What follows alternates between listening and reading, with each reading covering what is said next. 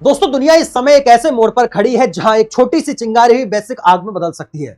Iran, Israel और America के बीच बढ़ता तनाव अब सिर्फ खबरों तक सीमित नहीं रहा, बल्कि यह धीरे धीरे पूरी दुनिया की अर्थव्यवस्था को अपनी चपेट में लेता जा रहा है। और सबसे बड़ी बात यह है कि इसका असर अब सीधे भारत पर पड़ने वाला है। जी हां दोस्तों, वही भारत जो खुद को एक उभरती हुई महाशक्ति के रूप में देख रहा था, जो $5 ट्रिलियन इकोनॉमी बनने का सपना देख रहा था, आज उसी भारत के सामने एक ऐसा तूफान खड़ा है जिसके झटके आने वाले समय में हर आम आदमी तक पहुंचने वाले हैं। और इसी बीच पाकिस्तान की तरफ से एक ऐसा बयान सामने आता है जिसने पूरे माहौल को और ज्यादा गंभीर बना दिया है। एक पाकिस्तान का मूर्ख व्यक्ति अब्दुल बासित ने साफ तौर पर कहा है कि अगर अमेरिका या इजराइल उनके ऊपर हमला करता है, सोचिए ध्यान से, अगर अमेरिका या इजराइल उनके ऊपर हमला करता है तो पाकिस्तान बिना सोचे समझे भारत के बड़े शहरों, खासकर दिल्ली और मुंबई को निशाना बना सकता है। अब जरा सोचिए दोस्तों, लड़ाई कहीं और की धमकी भारत को दी जा रही है। इनकी मानसिकता आप यहीं से समझ सकते हैं कि इनकी मानसिकता क्या है। इनकी औकात किसी से युद्ध करने की नहीं है, इनकी औकात से भारत को धमकी देने की हो गई है। लेकिन दोस्तों, यहां एक बात बिल्कुल साफ है कि पाकिस्तान जितनी भी बड़ी बड़ी बातें कर रहा है, जमीनी हकीकत उससे बिल्कुल अलग है।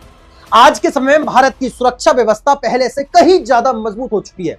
भारत के पास आधुनिक एयर डिफेंस सिस्टम मौजूद हैं, जैसे S-400, जो दुश्मन की मिसाइलों और हवाई हमलों को हवा में ही नष्ट करने की क्षमता रखते हैं। इसका मतलब यह है कि पाकिस्तान अगर इस तरह की कोई भी हरकत करता भी है तो उसे भारी नुकसान उठाना पड़ सकता है। पिछली बार माफ कर दिया था, इस बार माफी नहीं दी जाएगी। भारत सिर्फ रक्षा ही नहीं करता बल्कि जवाब देने की क्षमता भी रखता है। भारतीय सेना, एयरफोर्स और आधुनिक टेक्नोलॉजी आज इतनी मजबूत हो चुकी है कि किसी भी खतरे का सामना करने के लिए पूरी तरह तैयार है। इसलिए यह कहना गलत नहीं होगा कि पाकिस्तान की ये धमकियां ज्यादातर मनोवैज्ञानिक दबाव बनाने की कोशिश है, ना कोई आसान हकीकत। क्योंकि भारत अब पहले वाला भारत नहीं है, बल्कि एक ऐसी ताकत बन चुका है जो अपनी सुरक्षा भी कर सकता है और जरूरत पड़ने पर कड़ा जवाब भी दे सकता है।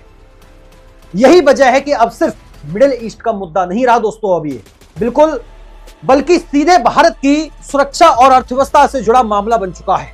अगर यह युद्ध लंबा चला तो भारत में एक नहीं बल्कि 5 बड़े संकट एक साथ देखने को मिल सकते हैं। ध्यान सुनिएगा दोस्तों, और इन संकटों की शुरुआत हो चुकी है, बस अभी तक हमें उनका पूरा असर महसूस नहीं हुआ है। सबसे पहला संकट है रेमिटेंस का। रेमिटेंस मतलब वो पैसा जो विदेशों में काम कर रहे भारतीय अपने परिवारों के लिए भारत भेजते हैं। भारत के करीब 80 लाख से लेकर 1 करोड़ लोग खाड़ी देशों जैसे सऊदी अरब, यूएई, कुवैत और कतर में काम करते हैं और वहीं से हर साल अरबों डॉलर भारत भेजते रहते हैं। यह पैसा भारत की अर्थव्यवस्था के लिए एक मजबूत सोर्स है और मजबूत सहारा बनता है। लेकिन अगर यही खाड़ी देश युद्ध की आग में घिर गए तो सबसे पहले वहां की कंपनियां बंद होंगी, नौकरियां खत्म होंगी और लाखों भारतीयों को वापस अपने देश लौटना पड़ेगा। साथियों, अगर ऐसा हुआ तो भारत में आने वाला यह विदेशी पैसा लगभग रुक जाएगा और यह सिर्फ एक आर्थिक झटका नहीं होगा बल्कि लाखों परिवारों की जिंदगी पर सीधा असर डालेगा। अब बात करते हैं दूसरे और सबसे महत्वपूर्ण संकट की, जो है तेल का संकट। भारत अपनी जरूरत का करीब 85% तेल विदेशों से आयात करता है और इसमें से लगभग 60 से 65% तेल खाड़ी देश से आता है। यानी जिस इलाके में अभी युद्ध की स्थिति बन रही है वही इलाके भारत के लिए सबसे बड़ा तेल सप्लायर हैं। अगर यह युद्ध और बढ़ता है तो सबसे पहले असर पड़ेगा हार्मुज स्ट्रेट पर, जो दुनिया का एक बेहद महत्वपूर्ण समुद्री रास्ता है जहां से भारी मात्रा में तेल गुजरता है। अगर यह रास्ता बंद हो गया तो जहाज फंस जाएंगे, सप्लाई रुक जाएगी और तेल की कीमतें अचानक आसमान छूने लगेंगी। इसका सीधा असर आम आदमी पर पड़ेगा क्योंकि पेट्रोल, डीजल और एलपीजी गैस के दाम तेजी से बढ़ेंगे और हर घर का बजट बिगड़ जाएगा। अब तीसरा संकट आता है दोस्तों महंगाई का, जो सीधे तौर पर हर भारतीय की जेब पर पड़ने वाला है, आपकी जेब और हमारी जेब। जब तेल महंगा होता है तो सिर्फ गाड़ियां का खर्च नहीं बढ़ता बल्कि हर चीज महंगी हो जाती है, क्योंकि ट्रांसपोर्ट से लेकर फैक्ट्रियों तक हर जगह तेल का इस्तेमाल होता है। इसका मतलब यह है कि सब्जियां महंगी होंगी, दूध महंगा होगा, राशन महंगा होगा, रोजमर्रा की हर जरूरत की चीजें पर दाम बढ़ते रहेंगे। यह महंगाई एकदम से नहीं आएगी बल्कि धीरे धीरे बढ़ती जाएगी, लेकिन जब इसका असर दिखेगा तो आम आदमी की कमर तोड़ देगा और जिंदगी पहले से ज्यादा मुश्किल हो जाएगी। इसके बाद दोस्तों हम बात करने जा रहे हैं चौथी और सबसे खतरनाक संकट की, जो है उद्योगों पर असर। भारत की कई कड़ी इंडस्ट्री जैसे रीमेक, टेक्सटाइल, प्लास्टिक और केमिकल इंडस्ट्री सीधे तौर पर गैस और तेल पर निर्भर है। उदाहरण के लिए गुजरात का मोरबी सेरीमैक क्लस्टर, जिसका एक्सपोर्ट लगभग 75,000 करोड़ रुपए का है, पूरी तरह गैस पर चलता है। अगर गैस की सप्लाई रुकती है तो यह इंडस्ट्री बंद हो सकती है। इसी तरह टेक्सटाइल और प्लास्टिक इंडस्ट्री में भी कच्चे माल की कीमतें बढ़ने से उत्पादन प्रभावित होगा, और जब इंडस्ट्री बंद होगी तो सबसे पहले असर नौकरियों पर पड़ेगा। लाखों लोग बेरोजगार होंगे और देश की अर्थव्यवस्था पर भारी दबाव आएगा। अब आखिरी लेकिन बेहद महत्वपूर्ण संकट है दोस्तों, व्यापार और एक्सपोर्ट का। इस समय कई जहाज समुद्र में फंसे हुए हैं और कई बंदरगाहों पर माल अटका हुआ है। किसानों का सामान समय पर बाहर नहीं जा पा रहा है और वह खराब होने की कगार पर है। अगर यह स्थिति लंबे समय तक जारी रहती है तो भारत का व्यापार बुरी तरह प्रभावित होगा। विदेशी मांग कम हो जाएगी और देश की अर्थव्यवस्था पर दबाव बढ़ता जाएगा। यही स्थिति आगे चलकर एक वैश्विक मंदी यानी ग्लोबल रिसेशन का रूप भी ले सकती है। सबसे बड़ी बात दोस्तों यह है कि अभी हमें इन संकटों का पूरा असर दिखाई नहीं दे रहा, लेकिन आने वाले कुछ महीनों में हर भारतीय को इसका असर महसूस होगा। यह एक ऐसा संकट है जो धीरे धीरे हर घर तक पहुंचेगा, और अगर समय रहते तैयार नहीं की गई तो इसके परिणाम बहुत गंभीर हो सकते हैं। लेकिन दोस्तों हर संकट अपने साथ एक मौका भी लेकर आता है, और यही समय है जब हमें घबराने की जगह समझदारी दिखानी होगी। क्योंकि सच ये है कि इस स्थिति को हम पूरी तरह रोक नहीं सकते, लेकिन इसके असर को जरूर कम कर सकते हैं। सबसे पहले हमें अपनी आदतों में बदलाव लाना होगा। आज के समय में हमें बिना जरूरत के भी गाड़ी निकाल लेते हैं ना, छोटी छोटी दूरी के लिए भी पेट्रोल और डीजल का इस्तेमाल करते हैं। लेकिन अगर आने वाले समय में तेल की कमी और कीमतों में उछाल आता है तो हमें हर एक बूंद की कीमत समझनी पड़ेगी। हमें ट्रैफिक कम करना होगा दोस्तों, कार पुलिंग अपनानी होगी, जहां संभव हो पाए वहां वर्क फ्रॉम होम को बढ़ावा देना होगा। क्योंकि जब देश पर संकट आता है तो जिम्मेदारी सिर्फ सरकार की नहीं बल्कि हर नागरिक की होती है। इसके साथ ही हमें अपनी किचन तक में बदलाव लाने की जरूरत है। आज हम पूरी तरह एलपीजी गैस पर निर्भर हो चुके हैं, लेकिन अगर सप्लाई में दिक्कत आती है तो हमें विकल्प तलाशने होंगे।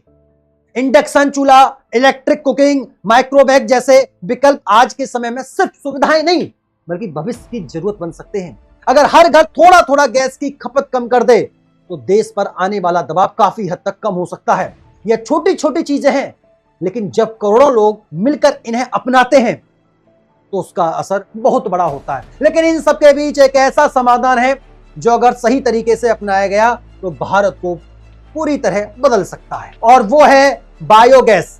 जी हां दोस्तों, बायोगैस एक ऐसा विकल्प है जो हमारे अपने देश में मौजूद संसाधनों से बन सकता है। हमारे पास इतना कचरा है, इतना जैविक अपशिष्ट है, गांव में इतना गोबर है कि अगर उसे सही तरीके से इस्तेमाल किया जाए तो हम अपनी रसोई गैस की जरूरत का बड़ा हिस्सा खुद पूरा कर सकते हैं। इससे न सिर्फ एलपीजी पर हमारी निर्भरता कम होगी बल्कि शहरों की गंदगी भी कम होगी, किसानों को जैविक खाद मिलेगा और देश का पैसा बाहर जाने से बचेगा। आज भी भारत के कई गांव ऐसे हैं जहां बायोगैस से पूरा गांव चलता है, लेकिन इसे बड़े स्तर पर लागू करने की जरूरत है। यही असली आत्मनिर्भरता है, जहां हम अपनी जरूरतों के लिए किसी दूसरे देश पर निर्भर नहीं रहते। अब बात आती है सरकार की भूमिका की। सरकार को भी इस स्थिति को गंभीरता से समझना होगा और सिर्फ अस्थायी उपायों के बजाय लंबे समय की रणनीति बनानी होगी। हम अपनी ऊर्जा स्रोतों को डाइवर्सिफाई करना होगा, रिन्यूएबल एनर्जी पर ज्यादा ध्यान देना होगा, स्ट्रेटेजिक ऑयल रिजर्व को बढ़ाना होगा ताकि भविष्य में ऐसे संकटों का सामना मजबूती से किया जा सके। इसके साथ ही इंडस्ट्री को और भी सपोर्ट देनी जरूरी है, क्योंकि अगर उद्योग रुकते हैं तो देश की अर्थव्यवस्था रुक जाती है। छोटे और मध्यम उद्योगों को राहत देना, विकल्प ऊर्जा स्रोत उपलब्ध कराना और व्यापार को सुचारू रखना सरकार की प्राथमिकता होनी चाहिए। दोस्तों इतिहास गवाह है कि जब जब दुनिया में बड़े बड़े युद्ध हुए हैं उनका असर सिर्फ युद्ध लड़ने वाले देशों तक सीमित नहीं रहा बल्कि पूरी दुनिया ने उसकी कीमत चुकाई है। आज भी वही स्थिति बनती दिखाई दे रही है जब लास्ट टाइम कोरोना आया था।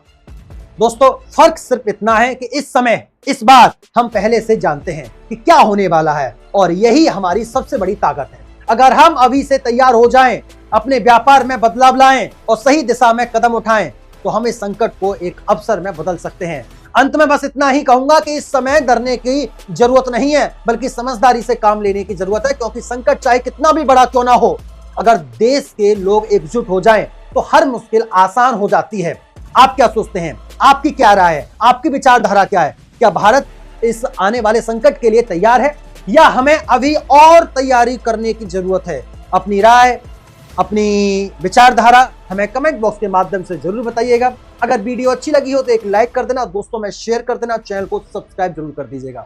ऐसे ही मिलते हैं फिर अगली वीडियो में, तब तक के लिए नमस्कार। और हाँ, एक और जरूरी बात, और अगर ऐसे ही युद्ध चलता रहा तो हो सकता है लॉकडाउन की सिचुएशन फिर दोबारा से देखने को ना मिल जाए।